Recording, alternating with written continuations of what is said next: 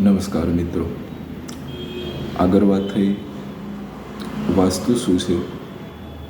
હવે શાસ્ત્ર પ્રમાણે જોવા જઈએ તો સમુદ્ર મંથન વખતે જ્યારે દેવ અને દાનવમાં યુદ્ધ થયું, દેવ દાનવમાં યુદ્ધ થયું અમૃતના કારણે કે અમૃત કોણ લેશે, તો એ દેવના દાનવોના યુદ્ધમાં દેવ અને દાનવોના બંનેની લોહીની ધારાઓ વહેવા લાગી. તો એ લોહીની ધારામાંથી એક દેવ અને અસુર, જેનું અંગ અડધું દેવનું છે ને જેનું અંગ અડધું અસુરનું છે, દાનવનું છે. તો આ રીતે એ પોતે કન્ફ્યુઝ થયા કે હું છું કોણ. તો ભગવાન શિવજી પાસે ગયા.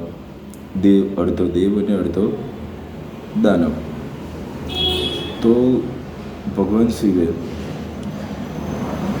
તું દેવ પણ નથી ને દાનવ પણ નથી. તો એ શિવજીની સામે થઈ ગયા. તો શિવજીની સામે થઈને શિવજીને પ્રાર્થના અરજ બી કરી અને બધી રીતે કીધું કે મારું નિરાકરણ કરો. તો શિવજી કહે કે જા ધરતી પર જે લોકમાં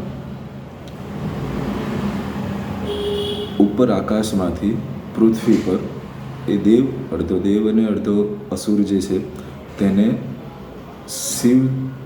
શિવજીએ નીચે ફેંકી દીધો, ઊંધા મોડે. તો હવે જે ધરતી પર એમનું જે દિશા અને બધું નક્કી થયું એ પ્રમાણે હોય છે કે વાસ્તુ પુરુષ નામે ઓળખાયા, જેનું અડધું અંગ દેવનું છે, અડધું અસુરનું છે.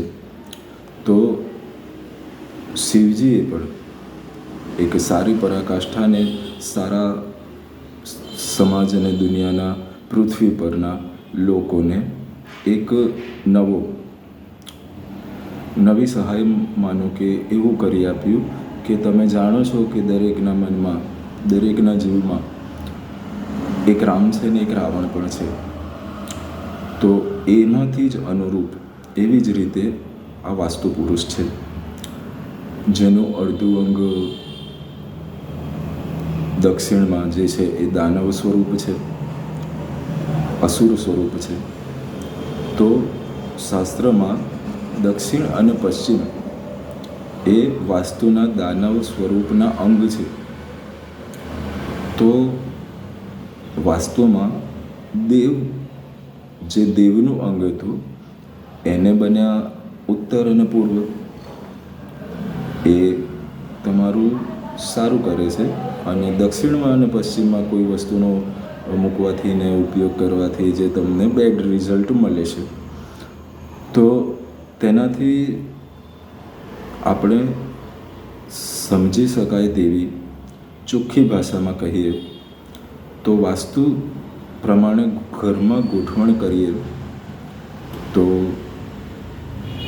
થોડોક ટાઈમ પછી પણ એનો લાભ તો મળવાનો જ છે કે ભાઈ તમારા ઉર્જા જે છે, દરેક દિશાઓની ઉર્જા હોય છે. જે ઉર્જા તમારા શરીરમાં, તમારા સબકોન્શિયસ માઇન્ડમાં બધી જ રીતે તમારા પર હાવી હોય છે.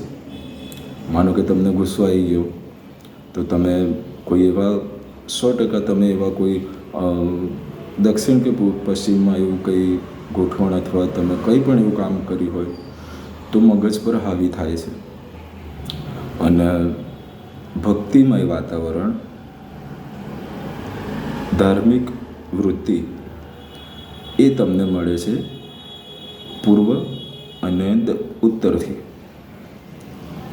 તો આ રીતે આપણે વાસ્તુની પૂરેપૂરી સાચી ગોઠવણથી, માનો કે કઈ વસ્તુ ક્યાં મૂકવી જોઈએ, તેનાથી આપણા જીવન પર, મન ઉપર, શરીર પર અસર કરે છે.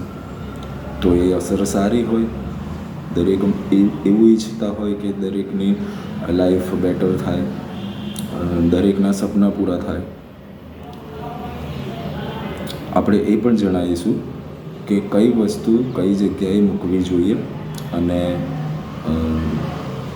બધી જ રીતે આપણે મુશ્કેલીનો સામનો જે કરી રહ્યા છીએ તેનાથી બચી શકાય.